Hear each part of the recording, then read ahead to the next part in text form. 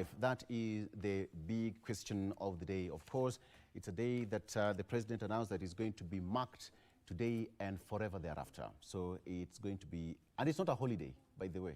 It's not a holiday, all right? Just a day to mark this momentous day, all right?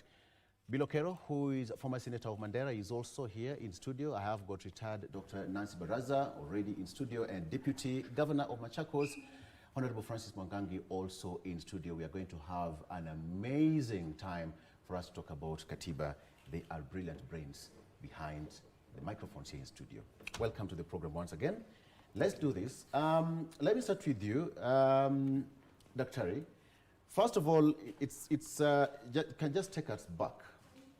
As on that particular day during the Constitution of Kenya making, just give us a bit, just a flashback of how things were then on that day at Uhuru Park. On that particular day? Yes.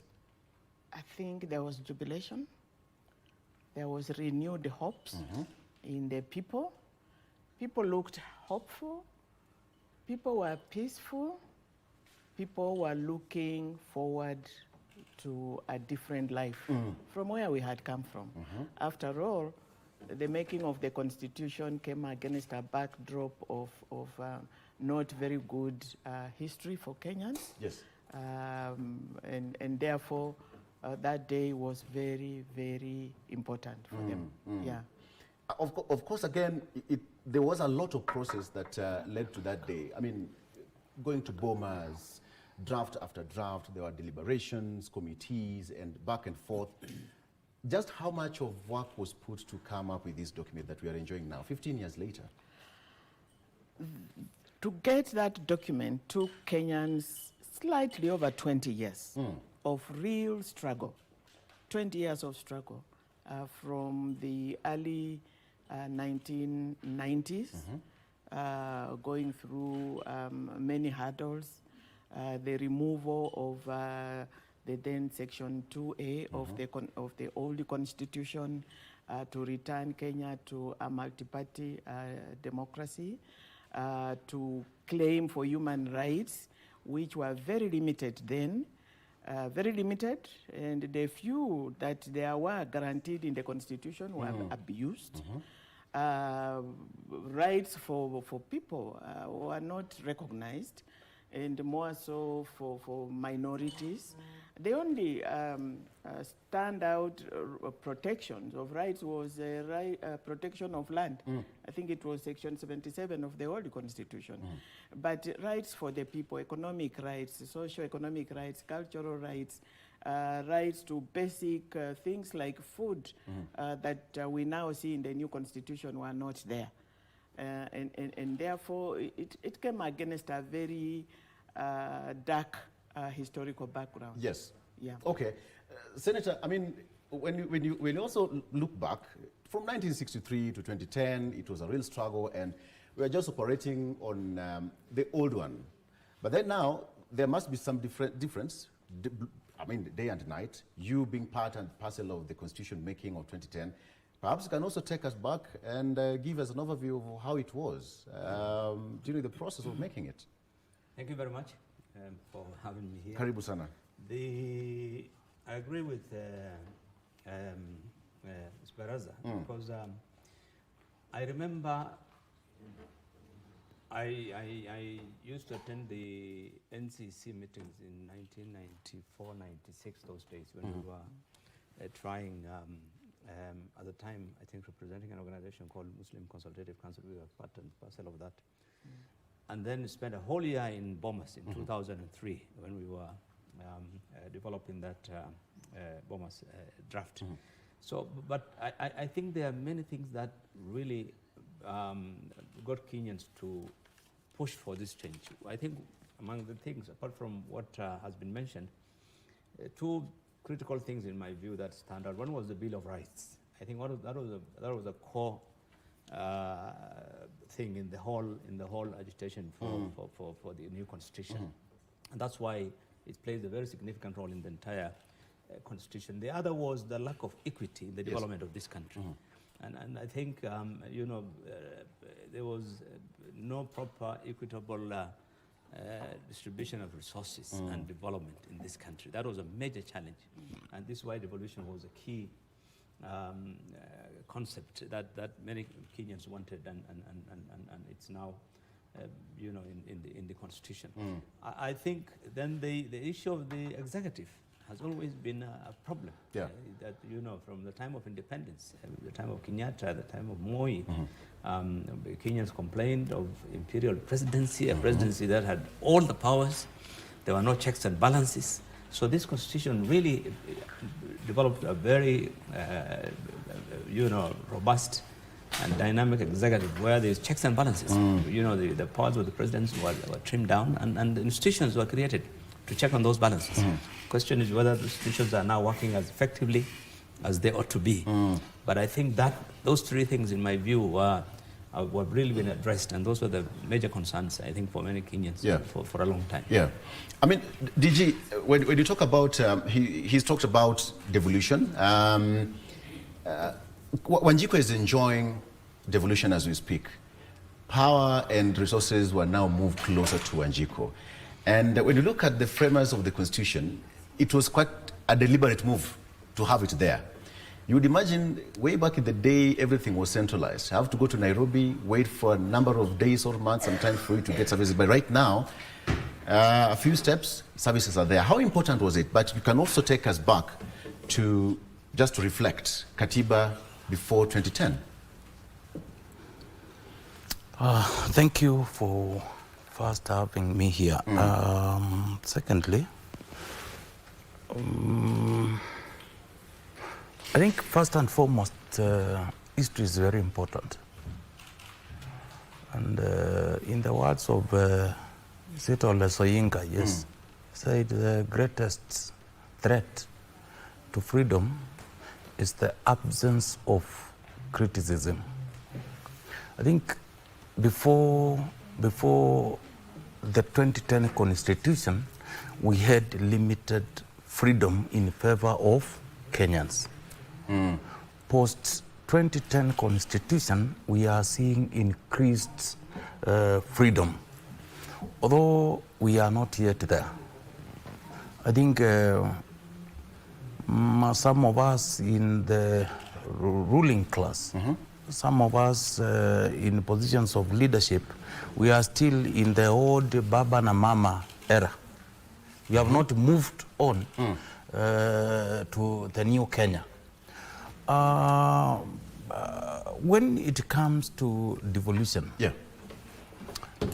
Senator Kerobiro will confirm that during those days, in case there was any need for emergency operation, I don't know those near the borders what they used to do, because we had only one facility that was doing some of the major operations.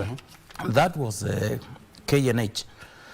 So under the 2010 Constitution, we are seeing a lot of devolved decision making, a lot of devolved resources, although not a lot. We political class, we are very good in deceiving and cheating Kenyans. But once you are there, you start executing your private agenda, your personal agenda, as opposed to what you promised Kenyans. So I think we are seeing a lot of transformation on many areas at the countryside, courtesy of devolution as a result of this document 2010 Constitution. Yes. Daktari, when you hear the word "we the people," what does it really mean? We the people means we the ordinary people. Yes. This Katiba is for all of us, and more so the ordinary Kenyans. And we crafted it, we came up with "we the people" because it captures the spirit, the aspiration of the ordinary Kenyan people. And we look through all those provisions of the Constitution. They have Wanjiku in mind. If you look at devolution, as Mheshimiwa says, it had Wanjiku in mind, that the resources would be devolved to the lowest level of governance, that services would be devolved to the lowest level of governance, so that Wanjiku participates in decision making and also can benefit from the resources of the state. If you look at the Bill of Rights, which I was very privileged to chair and chaperone, it has Wanjiku in mind. You look at the socio-economic rights under Article 43, they have Wanjiku in mind. Right to food, right to water, right to shelter, right to education, right to health, right to all those ones. We had Wanjiku in mind. Look at public finance, how we manage our public finances. It's because we had Wanjiku in mind. If you do not prudently manage your public finances, then the services to Wanjiku will not happen. Then the right guaranteed under the Bill of Rights will not happen. Look at Chapter 6. When we are talking about integrity, issues of integrity. And I keep saying our Katiba is not just a legal document. It is a moral document. It looks at everybody. It has a lot of morality in it. So that you look at Chapter 6, if you are taking crooks to manage your finances, that is going to impact Wanjiku. You take crooks to be at the heart of governance. Then you sabotage the very dream of Wanjiku. And this is what is happening. This is what is happening. Chapter 6 has been almost thrown out of the window. And we are getting problems. But we, the people, it's because the Katiba was captured the spirit, the aspirations, the lived lives of the Kenyan So which people. means this constitution is basically for Wanjiku. The drafters, the crafters, you had Wanjiku in mind from the word go. Yes, we did. And we didn't sit in a corner to craft the constitution. We went around the country for 5 years. We were doing the Katiba. I was in the Yashpal Kai Commission. And it took us almost 5 years. And we reached every village in this country.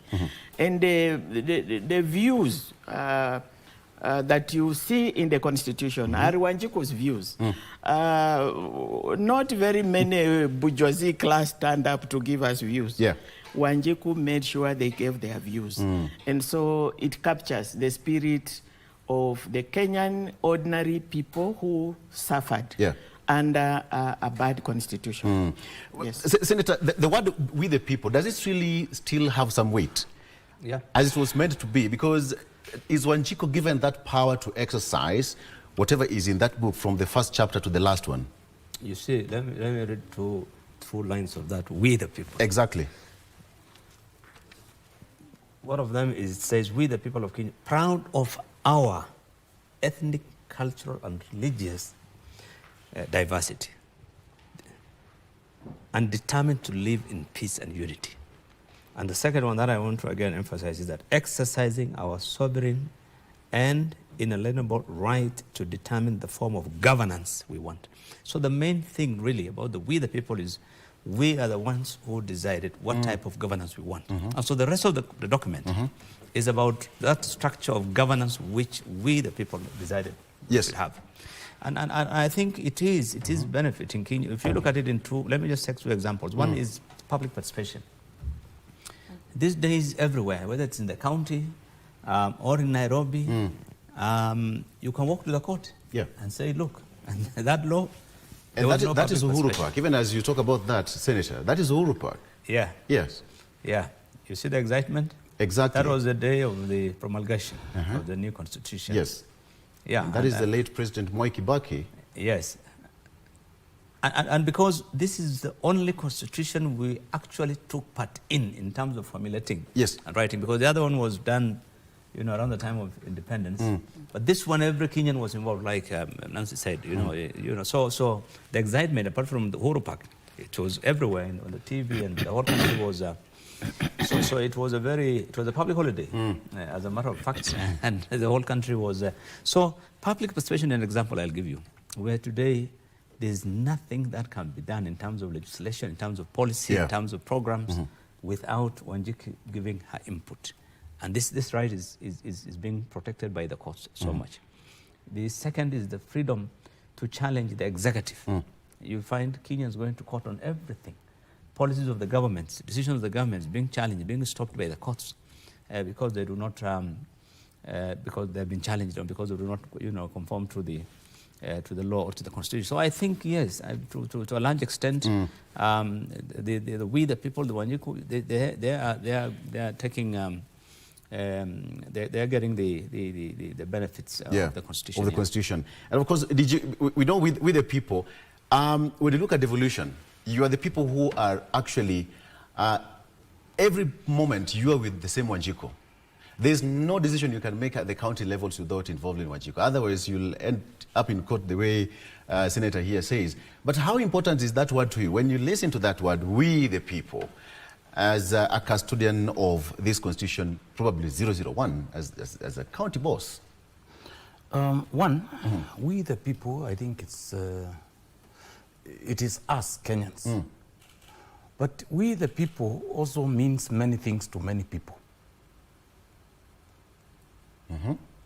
I think in Kenya today, we the people, if you ask that question out here, you will be given all manner of definitions.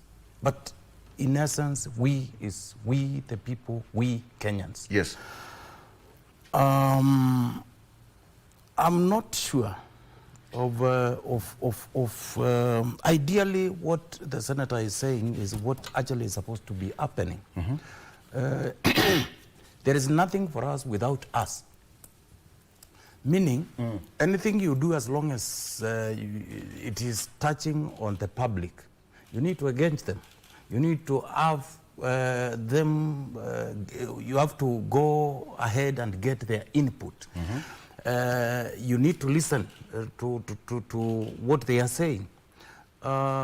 We have had so many judicial rulings against many laws that sometimes are passed without properly getting the views of the public on board. So, and again, the other day, we saw what Kenyans did, the famous JNCs. They stormed in parliament. Reason? Somebody went across the country collecting the views about the finance bill. But as usual, as I was telling you, we serve private interests. They decided to do their own things. So what did they do? Kenyans stormed the parliament. And we had the whole finance bill reverted back to parliament, or rather getting withdrawn. So we the people are people. Even at the county level, we need to involve people on that which affects them and ensure you are not listening. You are not just involving them. You ensure you implement that which benefits them and that which aligns with their opinion, with their interests. In other words, in short, we need to put our people's interest first as against us, our own interests. Yes. I think that was a very strong point when it came to the promulgation of the new constitution and even the crafters. Let's take a break and we come back. We still have got so much to talk about. Professor Yaspal Gai also played a crucial role. But how important is Bomas of Kenya? If Bomas of Kenya were to talk today, Daktari, Senator, if Bomas of Kenya was to give us a story today of what happened on that particular point, I don't know what kind of story we'll get from that hall. Let's take a break. We'll be right back with more. Stay with us.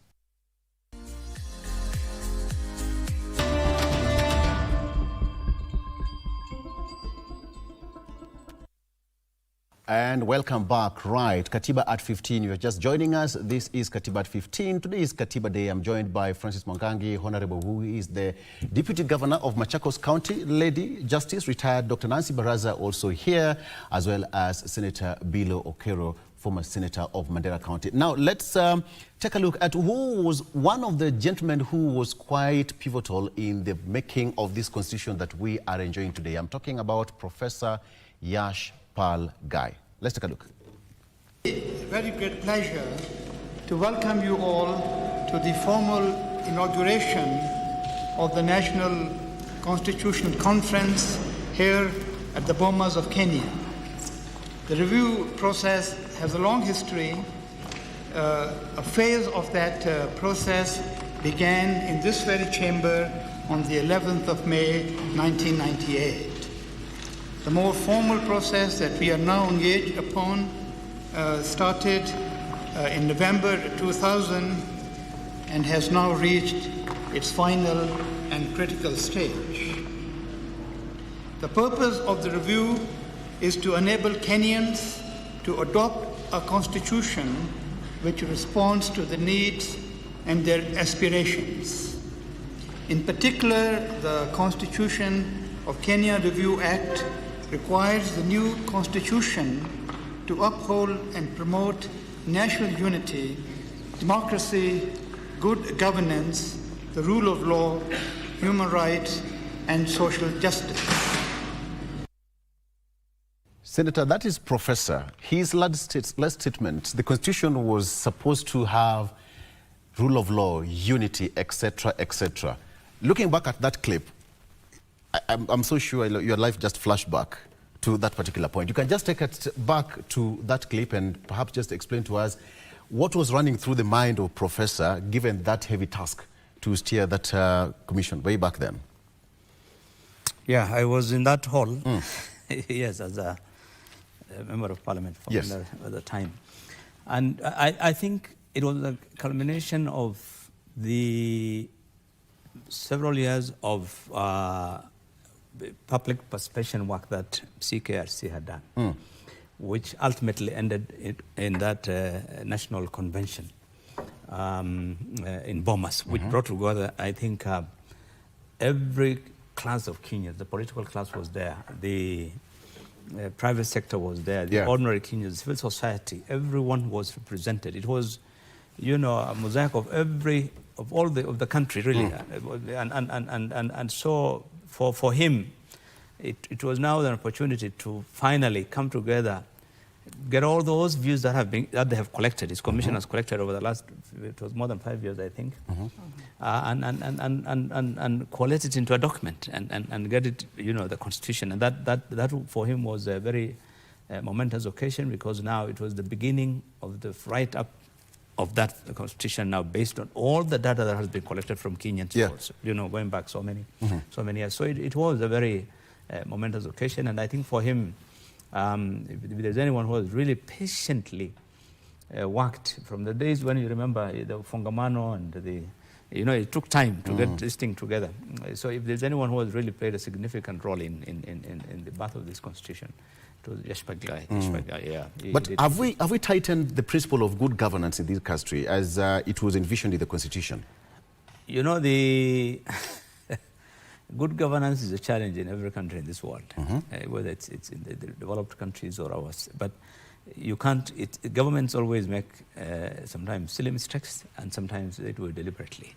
And so to get a government, you know, all aspects of governance right, it's a progressive thing. I always believe that governance is something that we have to continuously hold government to account.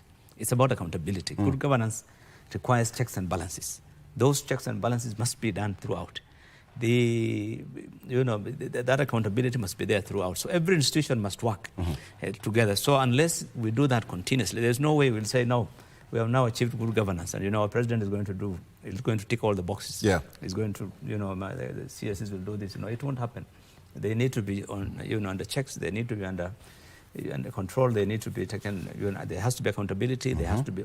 It has to be a continuous process. But I think it has come a long way. I mean, you can't compare the level of accountability we have today, or the type of governance, where you can't compare it to, you know, pre-2010. It was completely a different thing. Today, Kenyans are aware. Yeah. This is just mentioned about what happened last year in 2024. You remember about the bill of the Finance Act and so forth. People now are more informed. People now know about their rights, and people now want to hold the government to account. Media, the level of freedom, the level of checks, you know, the things that are happening now, you can't. This was not something that used to happen a few years ago. Yep. Oh, yes.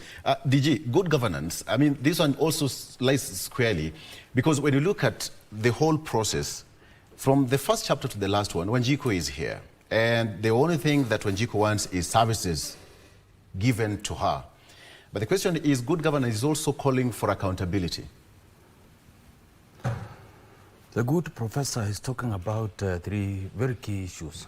The last one was social justice. He has also talked of respect to human rights. He has also alluded to something to do with good governance. Now, before then, you need to ask yourself what was happening. Yes.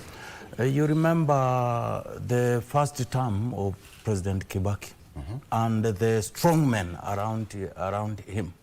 Those who are telling Mzee Moi to go and look after his goats. And others who are doing funny things. You remember the issue of agro-leasing, those kind of things. So, and also the East before, or the history of this country, how the history tells us about the people who pushed for the change of Section 2 to allow for multipartyism. So this country was coming from somewhere, and now we were about to get to somewhere, the new Kenya. And that is what the good professor is, I believe that was what was in his mind, that we have an history as a country where we are coming from, where we were cited, not only in this country, but globally, as key and major violators of human rights. The country had limited political freedoms. Now, in his mind, he was envisaging the new Kenya that we were about to have post-2010 constitution. Now, when it comes to Wanjiku vis-a-vis the 2010 constitution, there are expectations. And those expectations, how you fulfill them has some determinants. Those determinants, the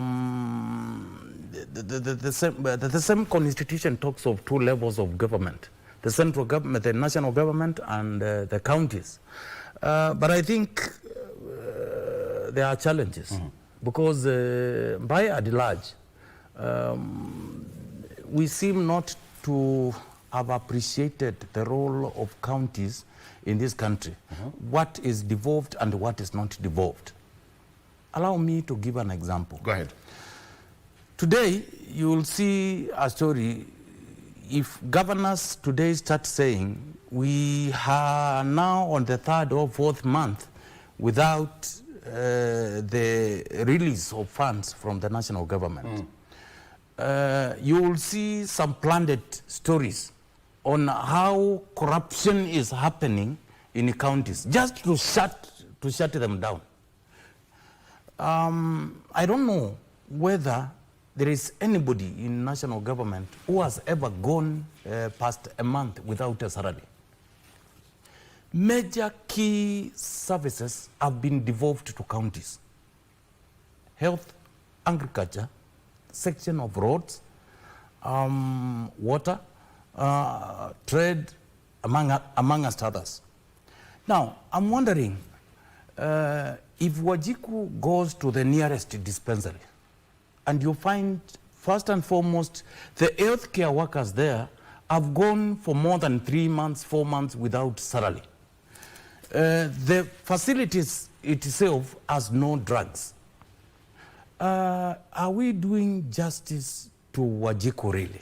Are we doing any fairness to Kenyans at the grassroots level or anywhere in this country? So we have not taken, as a country, we have not taken seriously the 2010 constitution and its dictates. Some of us serving in national government tend to think it is a favor to transfer those funds to counties. Tend to think it is their prerogative, it is their right to send that monies to counties just to punish few people who could be making noise at the grassroots level, that we are lacking this, money has not been released. Yet, In the same 2010 constitution, it is dictating for every 100 shillings, at least 15% send it to devolution. But that is not the case. In a way, and in particular, the current administration is the most anti-devolution administration I've ever experienced. I can sit here and cite, and anybody in this administration who can sit here and say they are doing what they are supposed to do, I would wish to meet that person in a debate like this one. Because I'm currently both in theory and in practice of the devolution in this country. The other thing is dishonesty. Yashpal Guy is talking about good governance. In their own wisdom, Kenyans dictated Professor here to have a chapter on leadership, integrity and leadership, the famous chapter 6 of our constitution.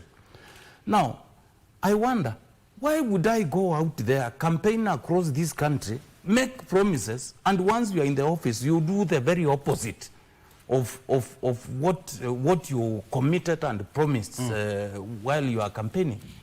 Now, look at the current structure of the leadership. I think the word we were told that when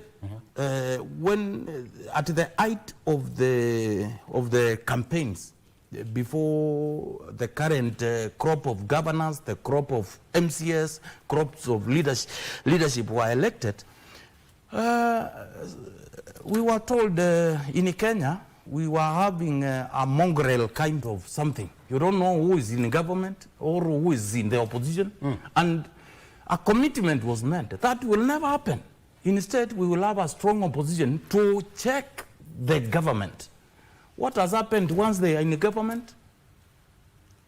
Are we not seeing the key contender and the one who won now being one? One was promising 30 to 35% of the total country's collection in terms of revenue to go to devolution. The other one was saying 40 to 45% will go to devolution.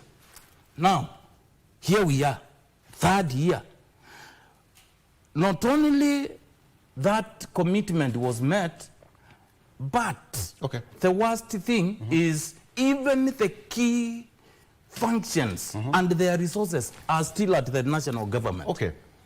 I mean, that calls for incoherent policy formulation when it comes to devolution, because one of the principles of devolution was to have 47 devolved units to be semi-autonomous, Daktari. But when you hear, did you cool down? I think you got that from your heart. But then when you look at how the counties were supposed to operate, the 47 counties are intertwined. County X and Y have, there's something that joins them together. Are we experiencing that?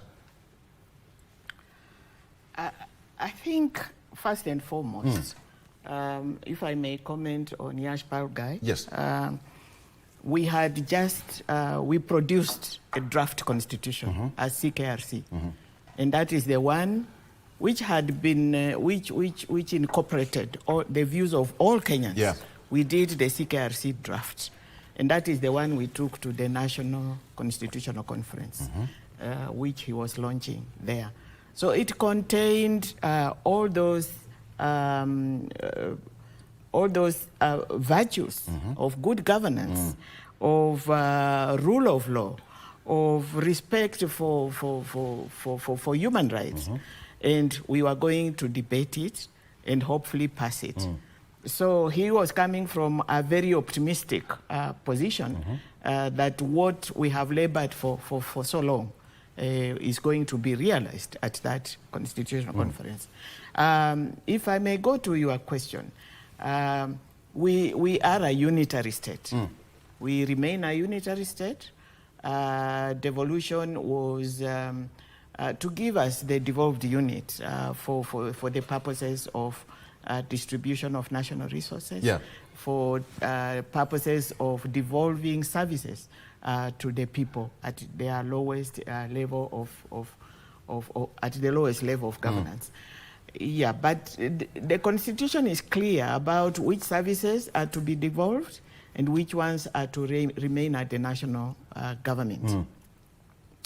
Now, when you don't devolve what is supposed to be devolved, then that is going against the Constitution. When you do not give money to the devolved unit, then that might kill the spirit or to kill devolution itself. And devolution, as Mheshimiwa has said, was central. It was at the center of people's clamor for a new constitution. So way forward, I think it is work in progress. You know, implementation of this constitution, we have had challenges, we have had a few good things which have happened, but then we need to learn what does the constitution say. And I keep telling everybody, if you stick by the values of that constitution, chances are you are going to exercise good governance. You go outside it, you might you might mess. So let the devolved services go, remain to the national government, or go to where they belong, and then let there be funding. And you remember the 1963 constitution was a Majimbo constitution with regions, okay? But it was killed.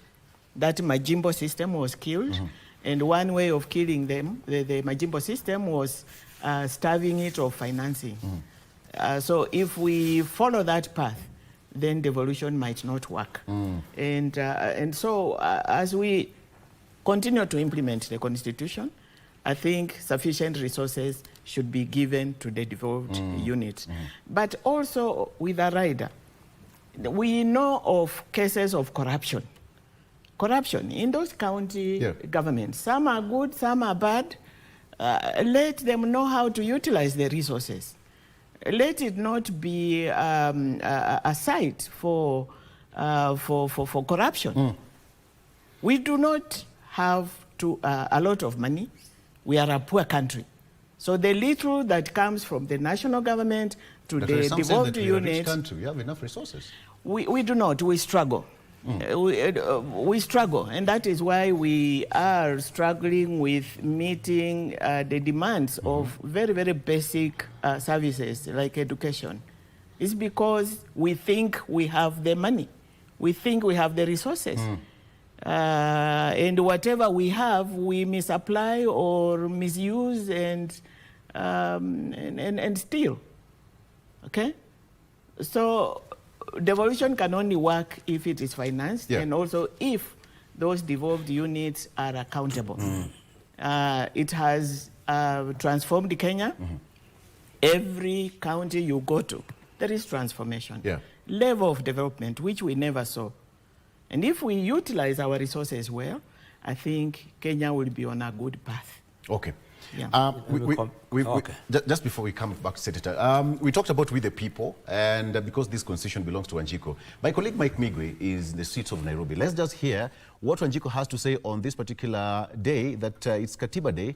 Mike, good morning. Wanjiku is enjoying the fruits of constitution and the people who actually worked so hard so that we can enjoy this document today are here with us. But what is Wanjiku saying there, Mike? Haile Selassie Avenue and Moi Avenue, and we are here just to get a feel of what Kenyans think about the constitution that was promulgated in 2010. Today marks 15 years since that constitution was promulgated by the late President Mwai Kibaki. It's been a long time implementing matters to do with devolution, matters to do with governance. And we just want to get a feel of what Kenyans think this constitution has fared, because it's been 15 years. Right now I'm joined by two gentlemen. Kama unaweza karibia hapa kidogo. Ndio. Yes, kwa majina yako unaitwa nani? Kwa jina langu naitwa Simon Okelozangi. Simon Kilozangi. Karibu sana katika KBC. Swali langu la kwanza ni je, iko katiba mpya miaka 15 after promulgation, how has it done? Sasa imerudi nyuma kidogo Ndio constitution ilibadilishwa, lakini unaona kama parliament haitusaidii sana, kwa sababu ndio hizo sheria wafuati. Ni kama tumerudi tu nyuma kwa 90s, kwa sababu judiciary pia imekuwa compromised. Unaona sheria zile zinaniniwa, zile zinafaa zitumike, tena hazitumiki, unaona. Na ni sisi tu ndio bado tunaumia. Kwa hivyo mimi naona vitu zimerudi tu pale nyuma pale tulikuwa. Kulingana na maoni yako, kuna venye katiba haijazingatiwa vile. Haijazingatiwa. Tukiangalia mambo ya ugatuzi ama devolution, na unajua ilikuja na hii katiba mpya. Unaweza sema tumepiga hatua gani ama hii katiba imesaidia vipi katika mambo ya ugatuzi? Imesaidia kwa maendeleo ndio. Lakini unapata sasa au magovernors wana misuse pesa vibaya sana. Pesa unapata hata kama wafanyikazi pia hawalipwi wa county, unaona kama manasi wanagoma. Kuna pesa yani ni iko tu, lakini watu wanaumia. Hata hapa Nairobi unasikia miezi kama 3 watu hawajalipwa. Kulingana na wewe, na tukizingatia hii katiba mpya, unaona ni hatua gani kama nchi tunafaa kupiga ndio tuweze kufanya ile inaitwa kwa Kiingereza full implementation ya the 2010 constitution? Ni hatua gani kulingana na wewe una zinaweza fanyika ndio sasa tuweze kusema hii katiba kwa kweli inasaidia Mkenya? Ile njia inafaa kutumika kwa saa hii ni ya kwamba hizo katiba zizingatiwe vile zinafaa. Hizo sheria na parliament pia itusaidie. Kama sio hivyo hakuna mali hatua ile tutachukua kwa saa hii. Kwa hivyo bunge iko na jukumu la kusaidia. Bunge tu ndio inaweza tusaidia. Lakini kwa compromise ni juu sheria zote zinatengenezwa huko kwa bunge. Na kama bunge unasikia saa zingine kama juzi unasikia kama Senate unasikia wanapinga ati watu walinunuliwa mamilioni, na sisi huku chini tuna watu wanaumia, unaona. Hiyo sio poa. Kulingana na wewe, nani anafaa kukuwa katika mstari wa mbele kutekeleza katiba? Ni president kwanza. Anafaa kufuata sheria ile inatakikana, alafu parliamentarians, alafu sisi huko chini ndio tufuate sheria. Asante sana kwa maoni yako. Ndio. Niko na mwananchi mwingine hapa, nataka atupe maoni yake kulingana na katiba mpya 15 years later. How has the constitution helped you? Okay, kwa majina anajulikana kama Java Ndinyo kutoka Western. Katiba mimi katiba imetusaidia, na tena katiba imeleta at least saizi naweza jua ni kipi naweza fanya, najua right yangu na najua ni lipi nisiweze kufanya, nini nisiweze kufanya. Naam, yeah. Yes. Sawa. Asante sana. Those are just the view of a few Kenyans who are talking about the constitution 15 years later. As of now, we want to take a very short break. We'll be right back with more from Kenyans and also from Victor in studio. Stay with us.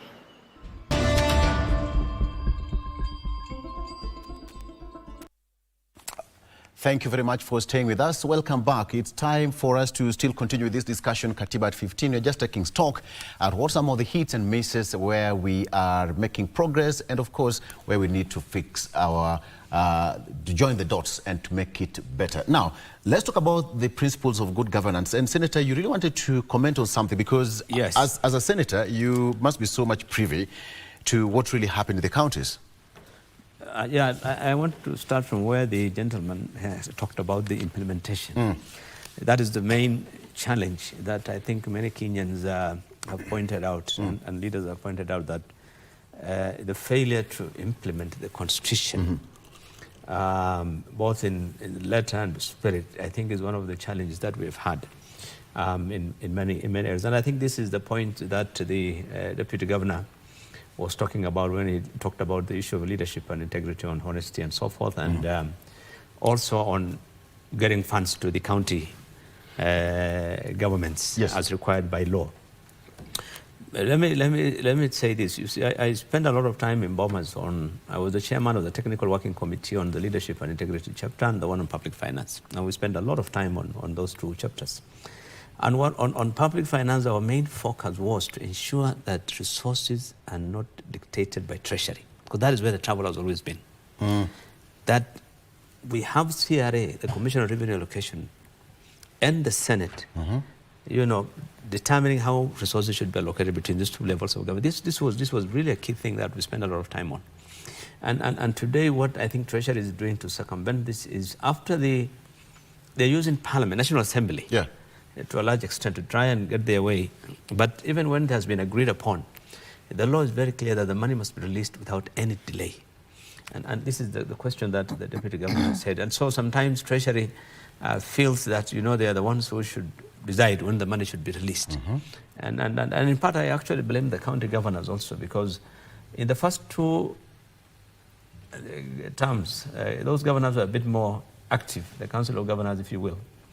I think this one, they're getting less and less active. And if you look at the Council of Governors today, you can't compare with the Council of Governors of the first term, who are really pushing for their rights and who are pushing government, because you have to push.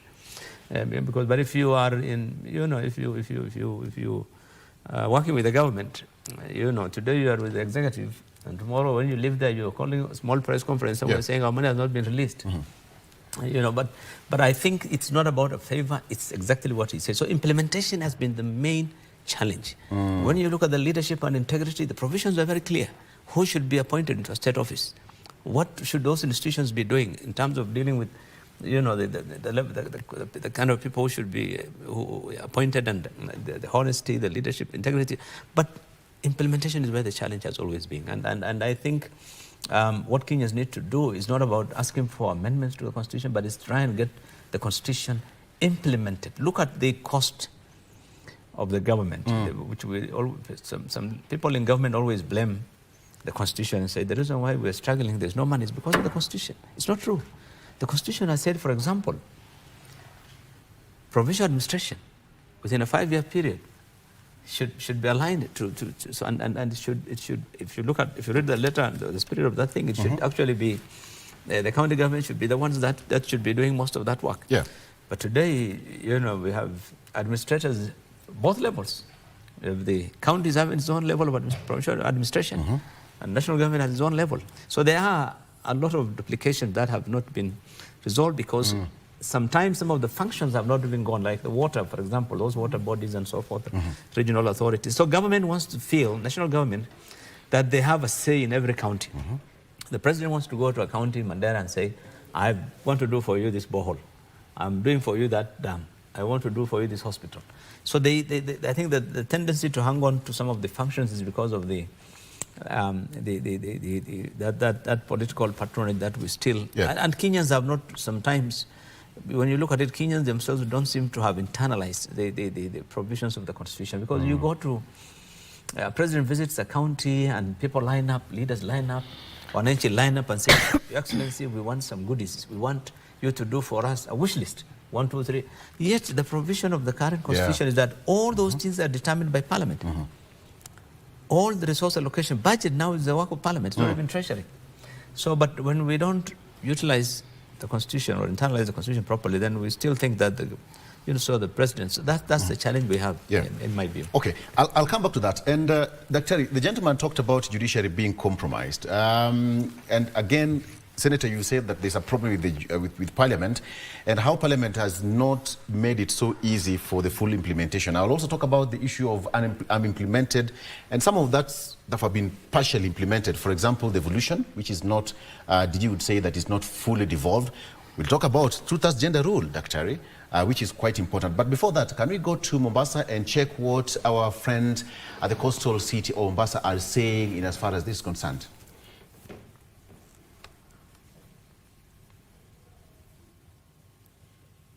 ambapo wananchi kutoka hapa mjini Mombasa huweza kuungana kuweza kujadiliana mambo yanayohusiana na serikali, mtazamaji, ikiwa ni siku moja tu baada ya Rais William Ruto kuweza kuadhimisha sikukuu ya kuadhimisha miaka 15 ya katiba, ambapo ameweka tamko lake rasmi kwamba tarehe 27 mwezi Agosti kila mwaka ni siku ambayo Wakenya wataenda kuadhimisha siku ya kusherekea katiba. Na hii leo nikiwa katika eneo hili la Splendid hapa mjini Mombasa, nitaweza kupata maoni ya baadhi ya wananchi kutoka hapa mjini Mombasa kutueleza tu kwa kifupi kuhusiana na ufanisi wa katiba, ambapo ni miaka 15 hivi sasa, ambapo tutapata tu tamko lao, labda ni mafanikio gani ambapo hivi sasa wananchi wa Mombasa mnaweza kujivunia baada ya katiba hii kuweza kutekelezwa hapa nchini. Labda tukianza na wewe, anza na jina, usishike mic. Angalia mic kule, usishike mic. Naitwa Harun Salim Njilo kutoka Mombasa, bunge la wananchi. Katika mafanikio ya katiba hii ni kwamba tumepata tumepata ile huru ya kujieleza, uhuru ya kujieleza. Before tulikuwa hakuna hiyo freedom ya kuongea, lakini sasa hivi tumepata fursa ya kuongea. Pia kadhalika mimi katika mtazamo wangu katika hii miaka 10 ni kwamba kuna ufisadi ambao kwamba unaendelea sana, ambao umezunguziwa, na ile njia ya kuweza kuwashika hao wanaofanya ufisadi, kuna vigizo vingi ambao kwamba inakuwa yule mtu amepora, lakini namna ya kwamba mpaka umshike, kuna vipengele vingi ambao kwamba yule mtu anaweza kwa ni ngumu kuweza kumshika. Kwa hivyo swala hili huwa ni gumu sana, ambalo yaendelee, wananchi wanapata shida, pesa za fujo, lakini namna ya kuwashika inakuwa ni tatizo katika jambo kama hili. Kwa vile pia na hii mambo ya adoption pia, tuseme kama hii maandamano yenye ilikuwa, watu wengi walishikwa, na ukiangalia hizi vitu hazifuatiliwi venye zinafaa kufuatiliwa, and they are just young people wenye wana fight for their rights, and inafaa tusikizwe tu. Yeah. Labda unatarajia nini labda miaka ijayo katika katiba hii? Labda vitu gani viweze kubadilishwa ama kitu gani kiweze kuongezwa katika katiba ile? Usalama tu kwa wengi. Final word, usalama tu. I love that parting shot. Usalama tu. But then, let's come back to that gentleman who's also talked about, we've talked about corruption, Daktari, but then there is, he said that the constitution is quite open, that one can challenge, and you'll still find that person walking free. Some of them are still elected into office, and they have got integrity issues, and they have got corruption issues, allegations, etc., etc. How do we sort out this one? And the big question I want to ask you is the question of unimplemented or partially implemented provisions, the 2/3 gender rule, which is still a very big hard nut to crack for us in the country. We still have got the issue of devolution. DG talked about that, not fully devolved, etc., etc. How do we solve this, and how do we join that dot? I think I want to comment on 3 things. Yes. You started off by talking about judiciary, parliament, and executive. Yes. Separation of powers and checks and balances was central to Kenyans' clamor for a new constitution. I remember Mheshimiwa talked about the imperial presidency that we had created in the old constitution. So the issue of separation of powers among the 3 arms of government is very, very crucial for good governance, for rule of law. And I think we have had challenges there. Probably one arm of being overbearing on the other. And the president himself talked about it last week, where Parliament seems to have completely veered off its role as a check on executive. I think that is something that concerns Kenyans, and that is something that was very, very central. And I do hope that the divorce, or the seeming divorce between the executive and the Parliament is real, and it is going to happen, so that Parliament goes back to its role as a check on the executive and not submerge itself and become subservient to the executive. I think there Kenyans have been quite unhappy, and we, the framers of the Constitution, quite alarmed. That is something. Now, about the judiciary, I think the judiciary has come out as quite strongly the kind of judgments it has been making, even against the executive. I think it has performed much better than Parliament, if you asked me. Now, you come to issues of integrity. That one we already have mentioned. Chapter 6 has been watered down through legislation and through court rulings. So it is not the initial integrity chapter as envisioned by Mheshimiwa here in the Bomas draft. And that is causing problems, whereupon we are getting people who are not supposed to be elected, but they are being elected. Yeah. They have bad record, they have criminal records. They're cleared. They are cleared. And the institutions which are supposed to ensure that strict adherence to the chapter don't seem to be working as hard as they should. Okay. So there is a problem. And then there is the issue of an unfulfilled promise, the 2/3 gender rule, which was central to the women's clamor for the Constitution. We are yet to enact a legislative framework to ensure the implementation of this 2/3 gender rule. There has been procrastination. There have been court rulings on it. And there has been no political goodwill to ensure that we have a legal framework. Remember, for former Chief Justice Maraga recommended for a complete dissolution of Parliament because of that. We never saw that happening. Absolutely. Let's cross over to Kisumu, Daktari. We'll come back. I'll give you that moment because I know that is so close to your heart. But of course, gender equality here on set. Okay, let's go over to Kisumu and talk to